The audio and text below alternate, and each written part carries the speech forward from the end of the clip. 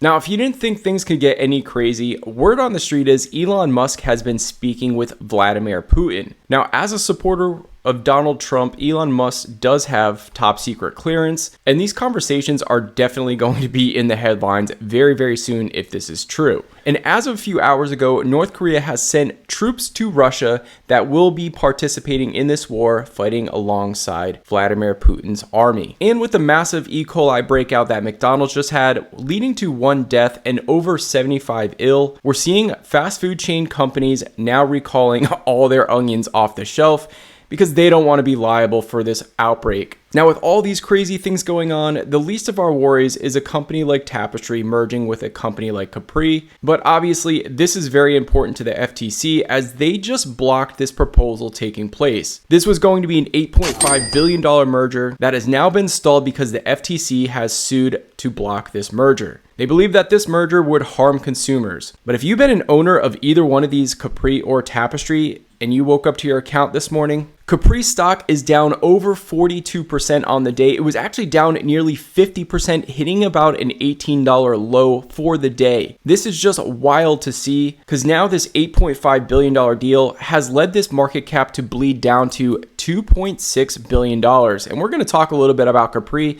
Maybe there's some value here, and we'll dig into that in 1 minute. Now, on the contrary, because Tapestry was acquiring Cpri, Tapestry is now up 14% because this deal did not go through. So obviously investors are happy that Tapestry is not going through with this deal. Now, if you're not familiar with Cpri Holdings, they own companies like Versace, Jimmy Choo, and Michael Kors. These are kind of higher end companies, but they're not quite like your Louis Vuitton and upper echelon type companies. And they've seen a substantial decline in interest for these brands. And so that's why we're seeing the sell-off in Cpri, and that's why we're seeing the move up for Tapestry. But my goal in this video is to read through exactly what's taking place here. Is this an opportunity? At what point does it make sense to possibly take on the risk of Cpri? Because this was going to be an $8.5 billion deal, and now Cpri is trading around a $2.5 billion market cap. First thing I do want to point out here is we're seeing consecutive years of declines on revenue, which is definitely a bad sign. We can see that earnings per share were pushing $4 and $5 and now has gone pretty negative here. When we look at forecasts, we see low of $23, a high of $42, and obviously you guys know the stock is trading between $20 to about $22 as of right now. Most analysts believe that by 2026, we're going to see revenue kind of stabilize here and stay around 1 to 2%, and earnings to be right around $2 to $3 a share, which means that the company's probably trading around 10, 11 times forward earnings. So what I want to do is run my own analysis on the company here to get an idea of where valuations could be. After nearly a 50% sell-off, it's really hard to separate your emotions from what's really going on with the company. And so this is where fundamental analysis really does help, and plugging in numbers and kind of taking your emotions out of it. Because as of right now, it looks like people are going to be very emotional about this stock, and we have to keep a level head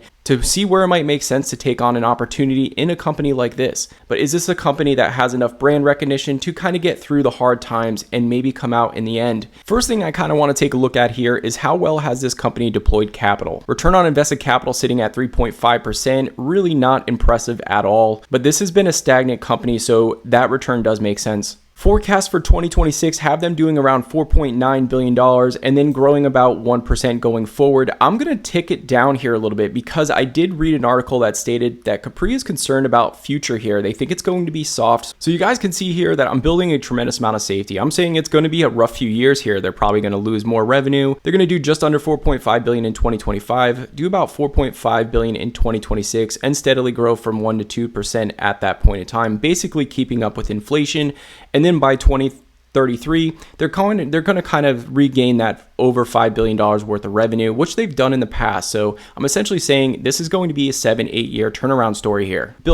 So now that we're building a thesis about revenue, the next thing is we want to take a look at this balance sheet. We understand that they haven't deployed capital well. This is something that they need to start doing better at. And we can see in the trailing 12 months here that they're doing right around $5 billion. But as you guys can see here, what is going on? It's consecutively coming down, and that's why I'm building some safety, saying they're going to do right around $4.5 billion and then grow back to about 5.3 billion in the next 7-8 years. They're currently sitting on just under $200 million of cash equivalents. and have a pretty hefty debt load of about $3.5 billion.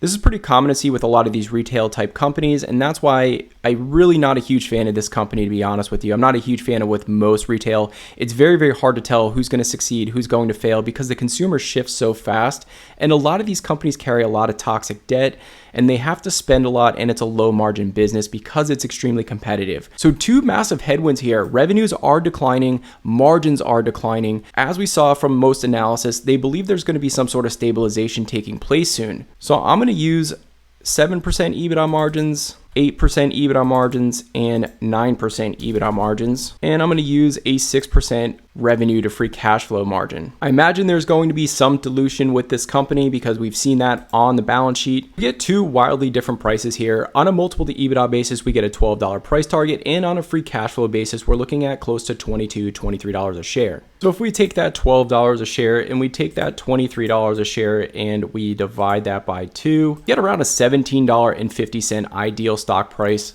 And I think that's pretty reasonable considering we built a tremendous amount of safety in there. We're saying that this company is basically going to lose revenue, have low margins, and it's going to take 3 or 4 years before they start getting back to kind of that $5 billion of top line revenue and the fundamentals to kind of restabilize once again.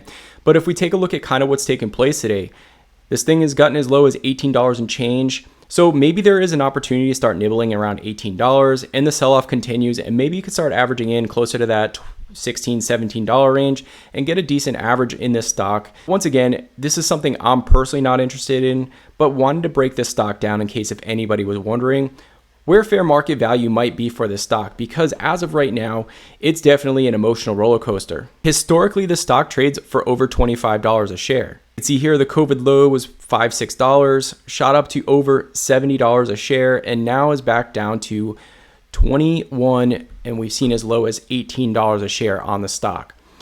So as always, guys, appreciate your time. Thank you so much for spending it with me, and we will see you all in the next one.